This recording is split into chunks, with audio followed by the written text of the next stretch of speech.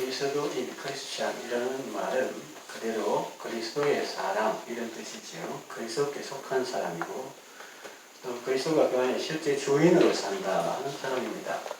그러면 이 그리스도인에게 죽음이란 무엇일까요? 그리스도인에게 죽음은 어떤 의미를 가지고 있을까요? 어떤 사람이 이렇게 말했습니다.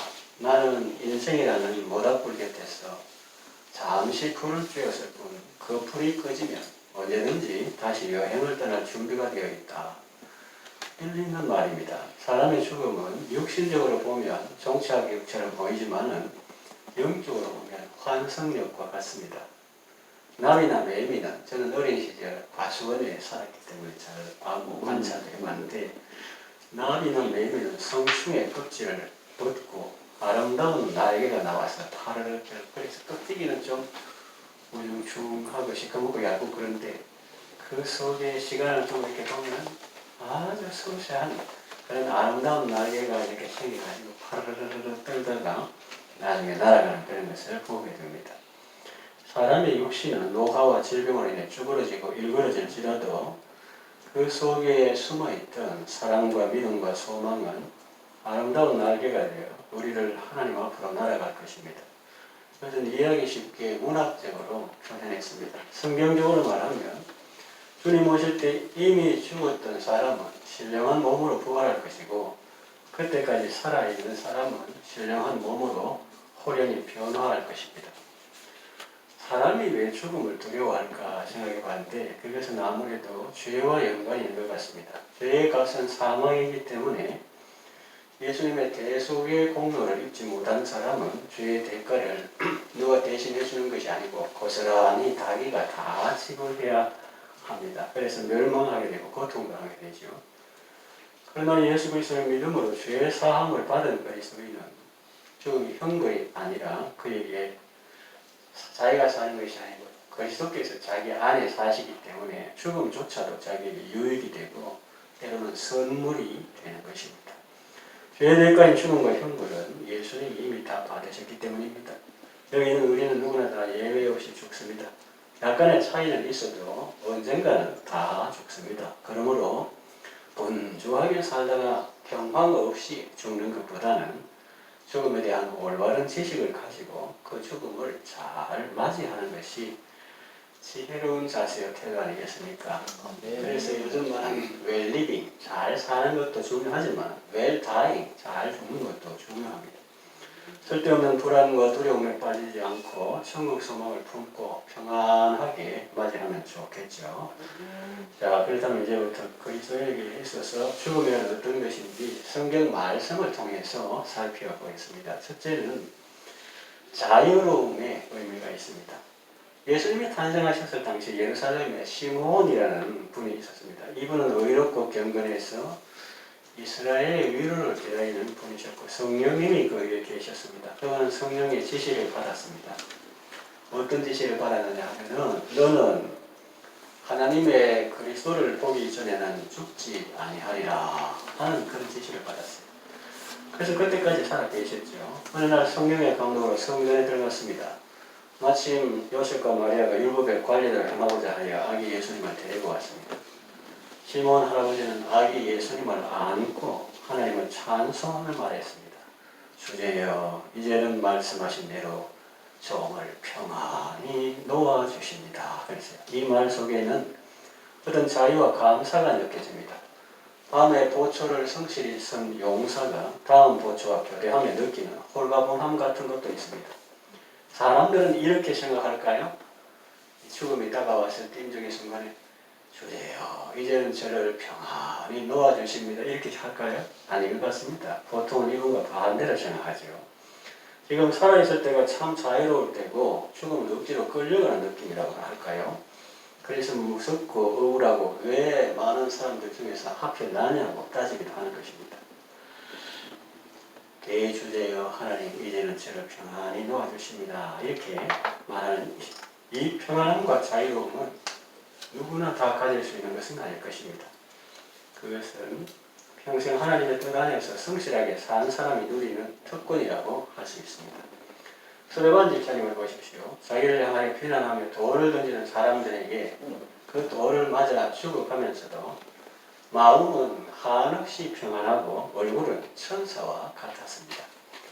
오늘 본문 말씀을 찬찬히 읽어보아도 그렇습니다. 사도 바울이 빌립보 교회 성도들에게 쓴 이 편지글에서 우리는 그에게서 어떤 불안이나 두려움도 찾아볼 수가 없습니다. 참으로 담대하고 어떤 면에서는 사모하는 모습도 보이는 것 같습니다. 23절에 보니까 내가 그 둘 사이에 끼었으니 차라리 세상을 떠나서 그리스도와 함께 있는 것이 훨씬 더 좋은 일이다. 그렇게 하고 싶으나 이렇게 기록하고 있어요. 24절 내가 육신으로 있는 것이 너희를 위하여 더 유익하리라. 그럽니다.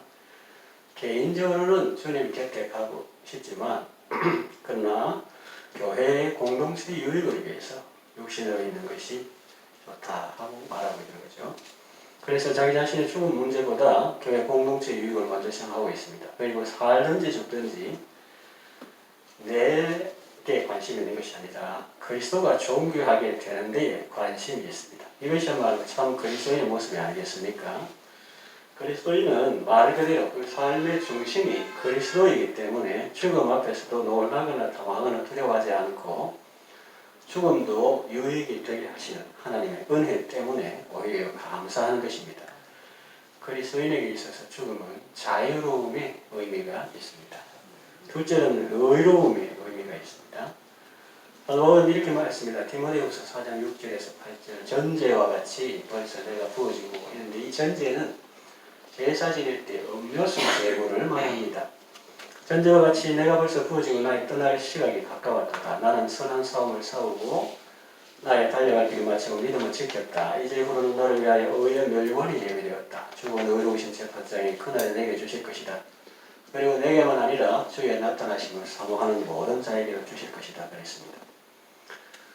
우리가 부르는 찬송가 176장 주 어때 다시 오실는지 2절 가사를 보면 주 오늘에 다시 오신다면 부끄러움 없을까?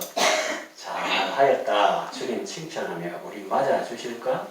주 안에서 우리 몸과 마음이 깨끗하게 되어서 주 예수님 다시 오실 때에 모두 기쁨으로 맞으라. 이런 가사가 있습니다.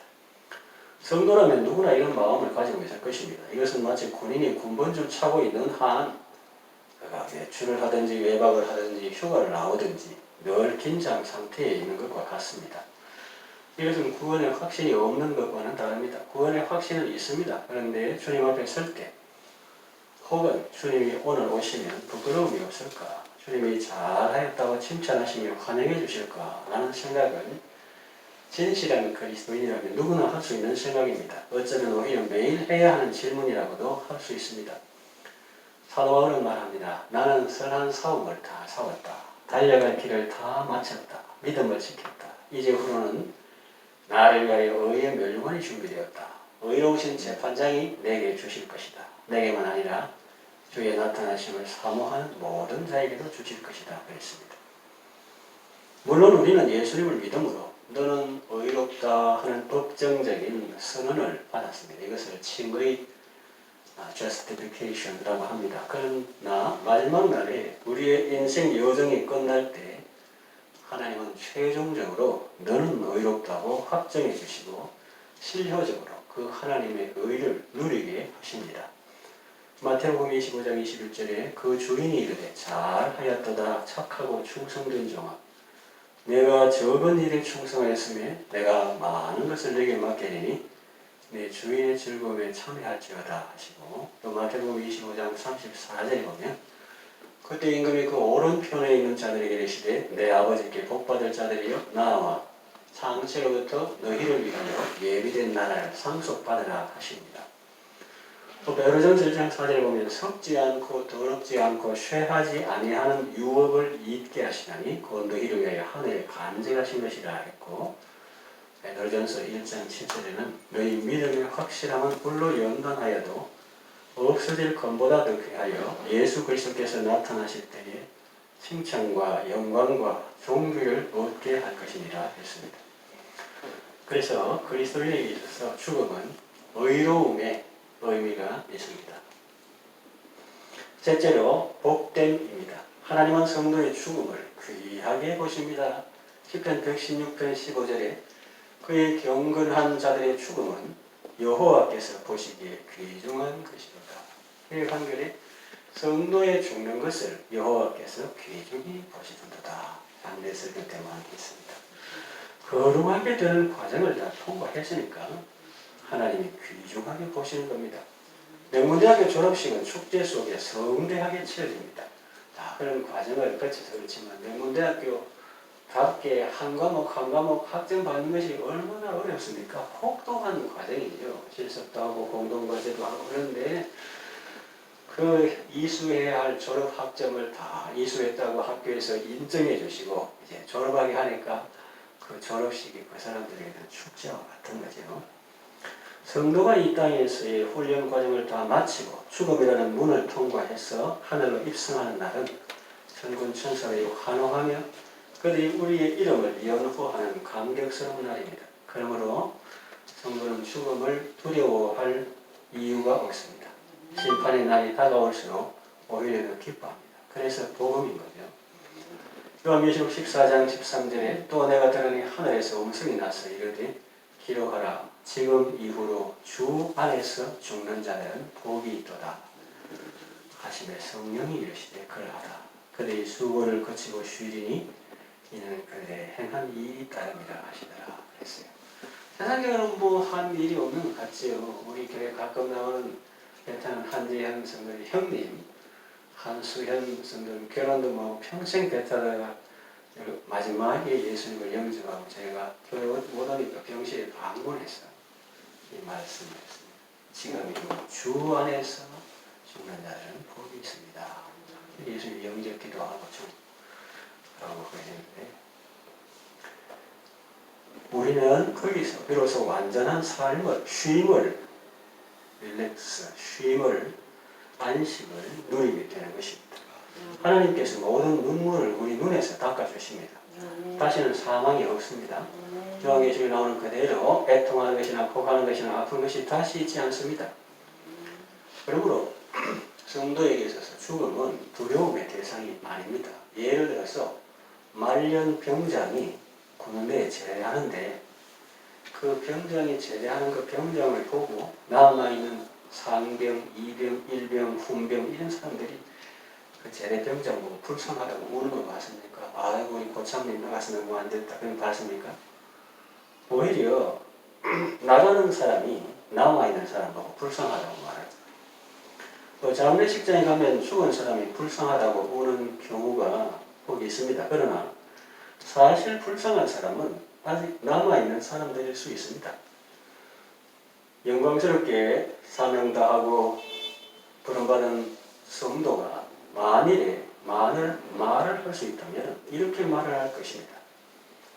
나는 지금까지 하나님의 은혜로 살아왔습니다. 선한 사업을 다 사하고 달려갈 길을 다 달리고 믿음을 지켰습니다. 그런데 당신은 아직 마라톤 코스에 있으니 어떻게 그 시간을 다 보내고 오시겠습니까? 저는 다 채웠습니다. 참으로 골방을 합니다. 그럴 수 있습니다. 그렇습니다. 그리스도인에게 있어서 죽음은 복의 의미가 있습니다. 그러므로 죽음은 회피하고 두려워할 대상이 아닙니다.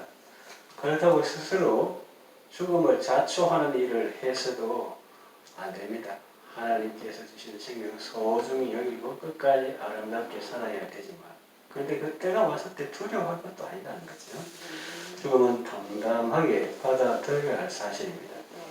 어쩌면 그것은 유한한 인생에게 주신 하나님의 선물일 수도 있습니다. 성경은 한 번 죽는 것은 사람에게 정하시는 것이요 그 후에는 심판이 있을 것이라고 말씀합니다. 그러므로 사람이 두려워해야 할 것은 죽음이 아니라 그 후에 받는 심판과 형벌일 것입니다. 선한 일을 행한 자는 생명의 부활로 나오고 악한 일을 행한 자는 심판의 부활로 나올 것입니다. 그러므로 성도는 이 땅에서 죄를 멀리하고 하나님의 은혜로 사는 훈련을 해야 합니다.